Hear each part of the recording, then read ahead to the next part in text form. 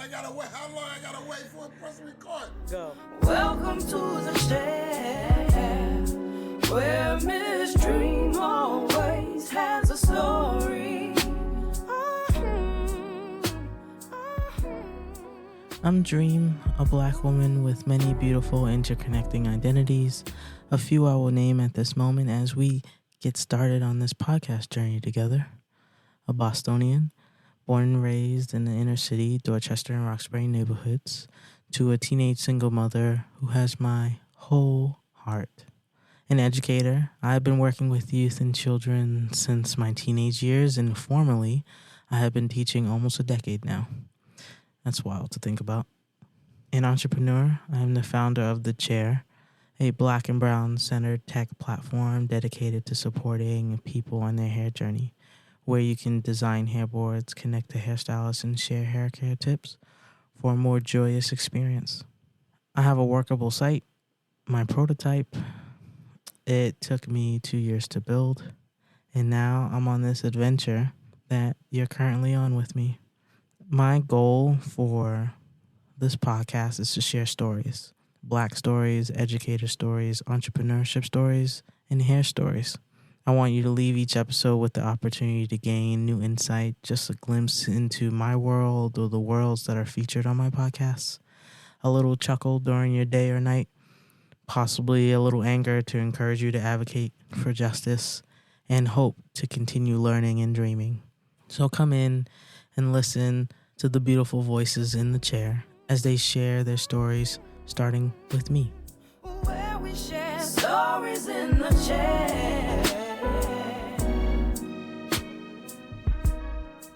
Hello, everyone. This is Kiana. Kiana, can you please introduce yourself? Sure. My name is Kiana Gray. I am from Los Angeles, California. However, I am currently living in Paarl, South Africa. It's right outside of Cape Town, and I am a university professor. And Kiana and I met when I was on my Fulbright. During my orientation, she was asked to give us advice because she was also on a different scholarship program, but already had her feet wet and was teaching. And I remember from that orientation, you were like, you have to understand that you are in a different educational system and that your views on education don't necessarily fly here. And that thought, I was like, okay, I wonder what that means. And then me and you later on had a different conversation about what it was like to be black and teaching in this system with American values. And at the same time, trying to understand the differences of conversations of race and how our race conversations are different than apartheid conversations. And that was the beginning for me of really being like, okay, there's nuance within nuance in South Africa that you need to understand, even though you understand race from a different context. It's an American context. And I truly, truly appreciated that when it was our first week and you were just dropping gems already. I'm like, girl, get ready. Yeah. Yeah. So, Kiana, did you always know you were going into the field of education, specifically international education? No. So I probably could easily be called the wayward black sheep of the family. I knew that I wanted to help people, but I come from a very strict Christian household. So it's very traditional. So there was never really an encouragement to go get further or higher education beyond completing high school. However, like I said, I've always been that wayward child, and I didn't know if I wanted to get married, or I didn't know if I really believed what I was being taught. So I tried a little bit of everything. So I knew I wanted to go to school, but I wasn't sure what I wanted to go to school for. So I've tried photography. I've tried to be a veterinarian. I thought about becoming a nurse. I was thinking about all these different fields. And then I stepped into a classroom and I knew that was it. And stepping into a classroom only came in connection to wanting to travel. So I had a friend who had moved to Paris for a year, and I just thought that was amazing. I hadn't known anyone to do anything like that. And I was trying to figure out how I could also do it. And I kept hearing about people teaching. And I thought, I can give that a try. You know, it's still helping people.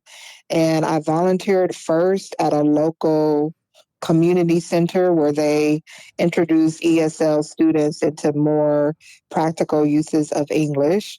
I loved it. And then an opening at my job happened to be at a child care center. And like I said, I walked into a classroom and that was it. So, what was the first country that you ended up moving to and teaching in? So my first country was Mexico. I was in Guadalajara, Mexico. Once I realized that teaching was my thing, I had been in education it was like pre-K. So I had been doing that for probably about 4 or 5 years, and I was getting bored. And the travel part was not being incorporated with what I was doing. And then a man came in to pick up his daughter one day and was randomly talking to me about his niece who was moving to another country to teach. And immediately when I got home that day, I started Googling. And I thought, okay, I've never done this before and I'm going by myself. Where can I go that is a different country, but is not too far away in case I hate it or there's an emergency? And Mexico was the choice. So I went to Guadalajara, Mexico to take my TESOL certification. I got placed in a language school and I taught at language schools for a year in Mexico. And do you have a memory of your time in Mexico that solidified it for you, that you know that this was just the jumping off point? Like, yeah, you were close to home, but eventually you're going overseas. I probably would say it's two things. One had nothing to do with teaching. The first one was I became friends. So again, I was raised in a very strict Christian household. So there were certain quote unquote people I wasn't supposed to be friends with. And those were the exact people that I became friends with when I was in Mexico. And I was with a woman and her girlfriend, and we went snorkeling. I had never been snorkeling before, but I was so excited to do something I had never done before with people I was told I was not supposed to be around. It felt like my entire world was opening up. And then I got into the water and I was terrified because I had never done it before. And the woman, the friend, got in front of me and she was like, just breathe. I took that with me into so many different situations where I felt nervous or anxious or fearful. I would just say to myself, just breathe. And her looking at me and just saying that, I calmed down, and it was the best experience. That moment opened something inside of me. And then the next situation was I was at a kindergarten and the teachers were horrible. They were horrible. When I started working, like, all the English teachers were quitting. One girl was crying. It was a lot going on. They made me cry one time. I'm not even going to lie, because they were so mean. But I didn't let them see me. I was walking to the bus stop, about to go home. And I said I would never allow anyone to have the power over me again to make me cry, because I'm trying to be a good teacher and they're just horrible people. And I focused on the kids and they were so happy, and I was teaching them English, and my boss did a pop-up one day and he saw me and he just fell in love. And he wanted to give me a supervisory position and all this other stuff. But by that time, I was already planning the next step of my journey because of the first experience, and then recognizing, okay, my position and purpose is to actually focus on the students. And that's what I've been doing ever since.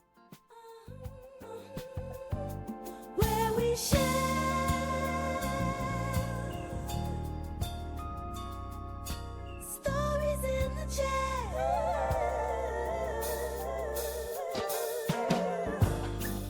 Look, it's my commercial. We will be right back. It's more than just a bad hair day. It's a journey. Finding the right hairstyle isn't easy, nor is finding the right stylist or the right products. Looking in every corner of the web gets messy, overwhelming, and exhausting. All the ads, the articles, the products, the videos, it shouldn't be this hard, but it is. And now, it isn't. The Chair. A black and brown centered platform where you can design hairboards, connect to hairstylists, and share hair care tips for a new, joyful path on your hair journey. Avoid the clutter, save yourself hours, months, and even years of research and poor trial and error. Everything you need and only what you need is in one place. Hairboards made by people like you, for you. Find the right products, the right people, the right answers for you, stress-free. Join the Chair community and make every day a great hair day. When you share your pain, you allow others to help you. And when you share your success, you help others get theirs. Lean on the Chair. We got you. No stress, no strife. In the chair. The chair. The chair. All right. After Mexico, where'd you go? So after Mexico, I tried to go to China, but they were racist.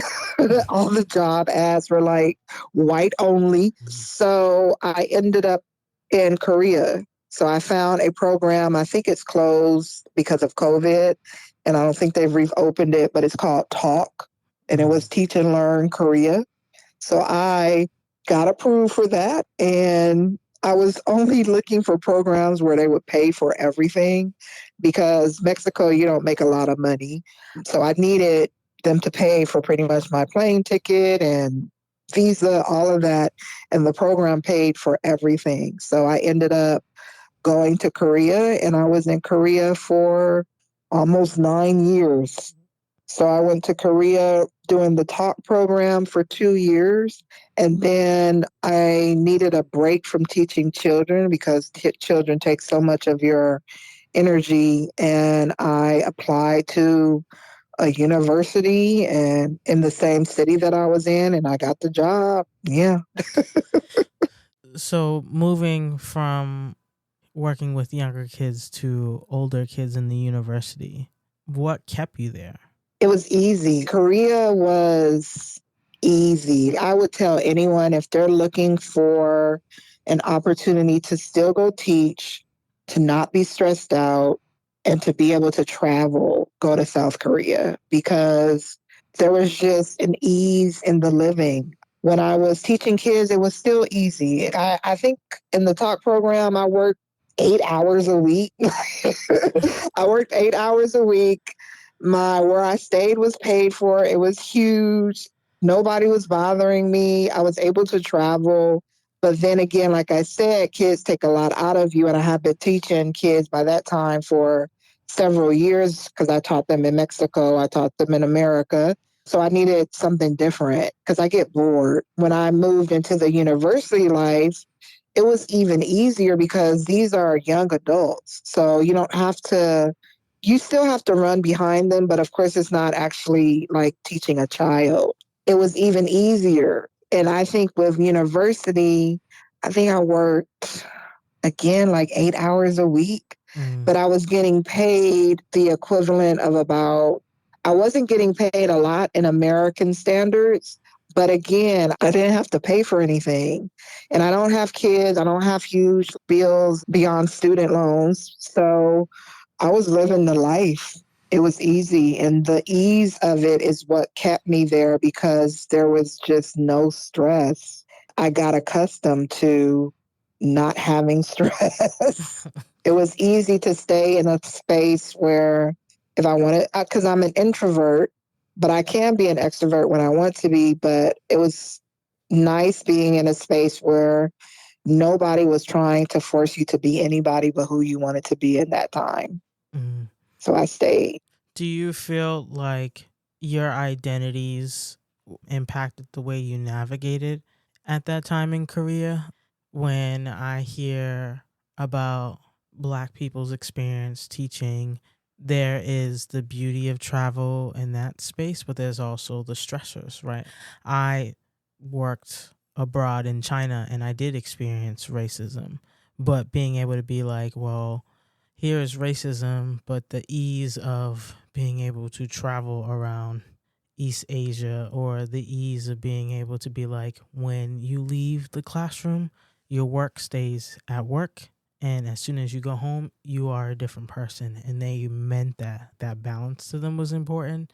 Did you feel like that for yourself? I have to be honest, the only racism that I really, and what I would call racism and just not like ignorance, was from Westerners. So when I started working at a university, I worked with Americans, Canadians, one South African, surprisingly. And yeah, I think that was it. So the only issues I ever had where someone was being racist towards me, it came from Westerners. Mm. The situations that I experienced with Koreans were minute compared to the racist stuff I experienced with the people at my job that were Westerners. And if you want to call it racism, I felt like it was more just ignorance. Like they would try to sell me bleaching cream, or the parents or students every once in a while would think that I wasn't as educated as the white professors. But that was only like one class out of the 9 years that I was there. Mm. And the bleach skin thing was when I first got there. Those are only two experiences that I can remember that came directly from South Koreans. Now, the Westerners, I experienced the normal stupidity of racism. I remember I went to dinner with someone who I called a friend and one of her friends. And I remember this guy tried to get me to speak his version of how Black women speak. Mm. And I was like, I don't speak like that. And if I do speak like that, I'm not speaking to you like that because I don't know you and you're already showing me who you are. And my so-called friend was like appalled and so embarrassed. But the next day or so, she acted like it never happened or that it wasn't a big deal. Mm. So I experienced stuff like that. I don't know. I've gotten, unfortunately, used to dealing with the reality of racism, and even here in South Africa, I don't change who I am.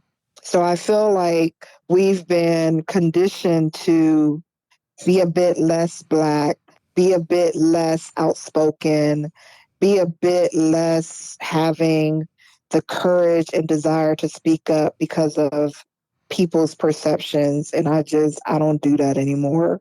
I don't think I've ever fully done it, but since I've been here in South Africa, I really don't do it anymore. The energy you give me, I'm going to give it back.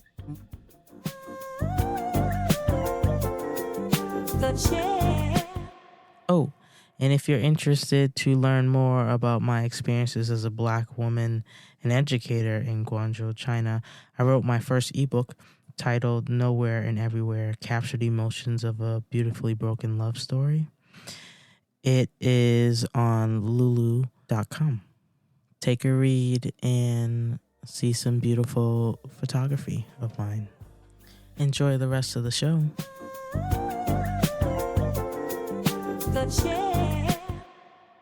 Moving from Korea to South Africa, was that because you were bored and you wanted something new, or were you looking for something when you moved to South Africa? That's honestly the exact reason.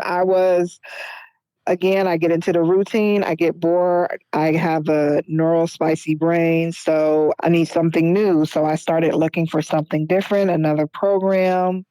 And they actually, when I first applied to the program, they tried to send me to Estonia.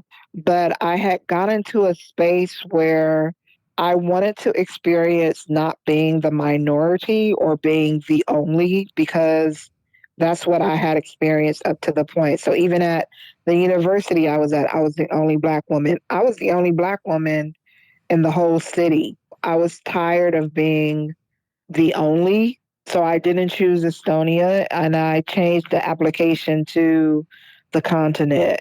Anywhere on the continent, I was willing to go. And I ended up in South Africa. Now you're in year 3 of South Africa. Yeah. 4. It'll be 4 at the end of this year. Wow. Yeah. Year 4 in South Africa. Do you still feel that same drive of students being student-centered and really just teaching students to be who they are from wherever they are around the world? I do. Honestly, especially here, because the racism here is so, to me, it's very in your face. And in the classroom, even before we went on break, so I've been teaching students more technology tools. Now, for American students, they would think it's basic, but here it's things that the kids just don't know. And many of the kids don't know because they don't live in areas that have access to the educational tools that will bring them to an even playing field. So I tell students, I need to teach to equality. And so if I only focus on the people that already know how to do what I'm teaching, that's not teaching to equality, because those that don't know will be ignored. That's why they sit in the back. That's why they don't want to speak up. That's why they don't raise their hand. That's why even when I tell them you can come and talk to me and you can come and ask me questions, I'm not going to think you're stupid, because stupidity is not connected to a lack of knowledge because you had no access or that door was not open to you. But so many students feel like they are less than if they ask a question that they won't ask the teacher the question who's teaching them. So in my classroom, I said, I need to create an even playing field. We are going to start at the basics so that by the end of the year, everybody knows how to do it. If you already know how to do it, that means you have an easy class. And if you don't know how to do it, that means you need to learn this so that by the end of the year, you're going to have an easy class as well. I don't focus my attention on the kids that already know. I focus on the kids that like to sit in the back, on the kids that actually do it and still question themselves of knowing if they know how to do it. Okay, but you just did it. Yeah, it's still very student focused. I had a situation with colleagues and the relo here where there was a desire for me to tap dance, and I wasn't having it. I'm not doing it. And then there kept being this reiteration of, you are here to create relationships and establish this and that with staff. And I said, actually, no, I'm not. That's not my purpose. I also do not allow other people to tell me what my purpose is because it's already been given to me. So you, white man, white women, are not going to tell me what my purpose is with these brown and Black students that can barely use a computer. Yeah. That's crazy. Girl, if it's a whole different conversation of the stuff that I've gone through from November last year to March this year. I almost didn't make it. I almost didn't make it. But you're making it. Like you're thriving, and I think that's something I think about when I meet Black teachers who are teaching abroad. Even in the face of racism, both subtly and in your face, you choose the kids. Yeah. And that's what keeps you there. Yeah. Because they already have jobs. They already are full of themselves and think they have power and all this. They already do it. But these kids that are in front of me, when you listen to these stories, it's just, and everybody has a story. I mean, kids in America also have stories, but it's just the poverty level and the fight just for a meal on the table here is just completely different.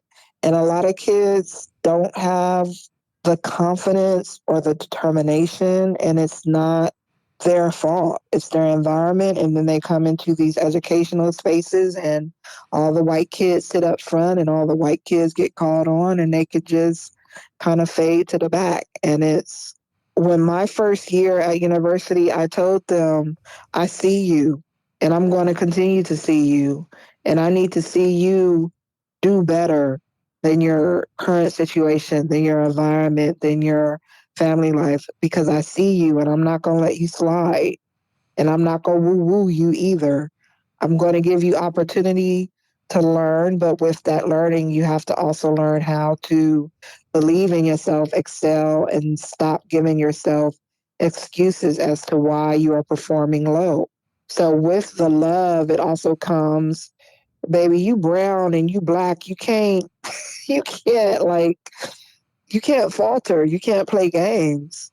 And I also had to tell them, from what I have seen, many people like appearing to be good and giving favors and woo-wooing because they think less of you, not necessarily because they want to help you succeed. They think less of you. You have to ask yourself, do you want to take this handout from this person, knowing that more than likely it's because they think less of you, not because they're trying to help you succeed. And nobody can answer that question but you. So I try to talk real with the kids while not appearing to be giving any favoritism. But yeah, equality in my classroom is really important, and I'm only focusing on students. For people who would say that the kids who have the basics already, and you're saying it's an easy class for them, do you still create rigor for them in your class? So the way I do it is all the projects are the same. So for example, last year I taught them how to create PowerPoint games because I went and observed classrooms during teaching practice, and it was like PowerPoints from 1980. Like, what are you doing? So it's just a wall of text and you're teaching kids. So there's no fun, there's no enjoyment.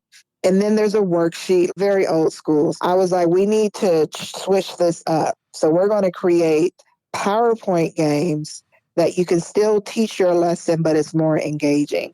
So last semester, what they needed to do, because now AI is a big thing. So everybody's using AI to complete work. I'm not against AI, but I want to teach how to use it to teach. So their project was, you're going to go into AI and decide on the theme of a story, because we're going to encourage reading comprehension. So you're going to have AI write a story. Then you're going to break that story down because it needs to be connected to some type of learning objective. Then you're going to break that story down, and you're going to turn it into a PowerPoint, colorful picture book type of presentation. And within that, you're going to have questions that they're going to answer. It's going to be fully engaging. And then at the end, you're going to have AI create a song to go with the learning objective. So you're using AI, but in a way that can teach a specific learning objective and a specific moral, self-confidence, not being a bully, stuff like that. So everyone has the same project, but what happens is that those that are more familiar perhaps with PowerPoint, they may not be familiar with AI story making or AI creating a song.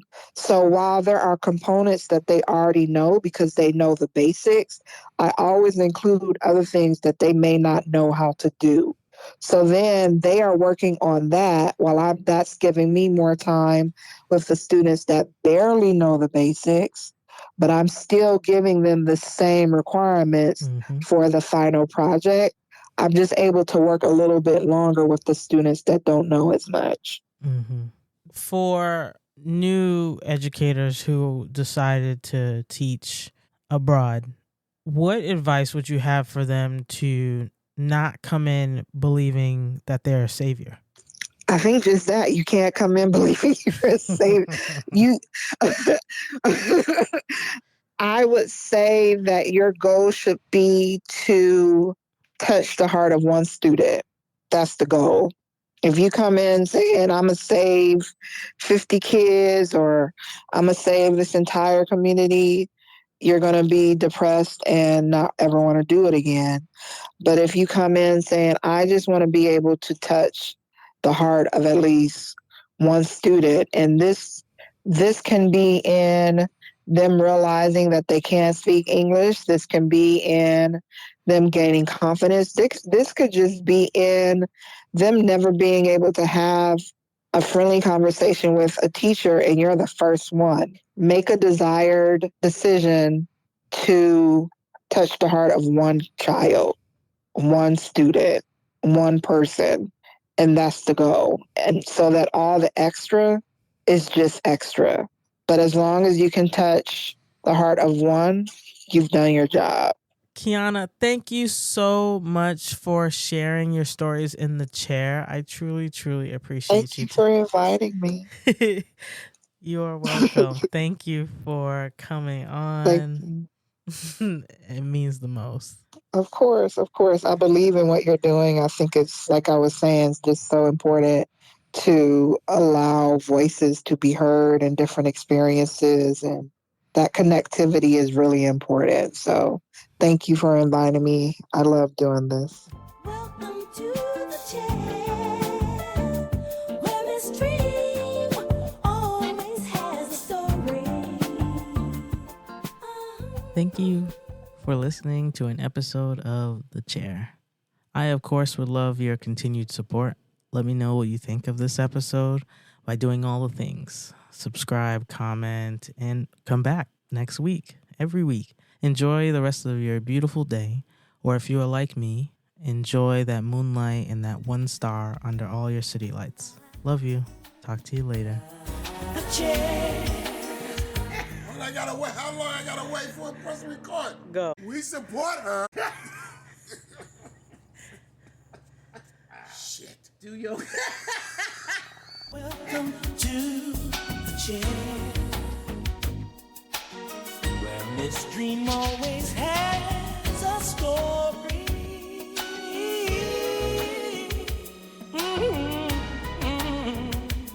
Where we share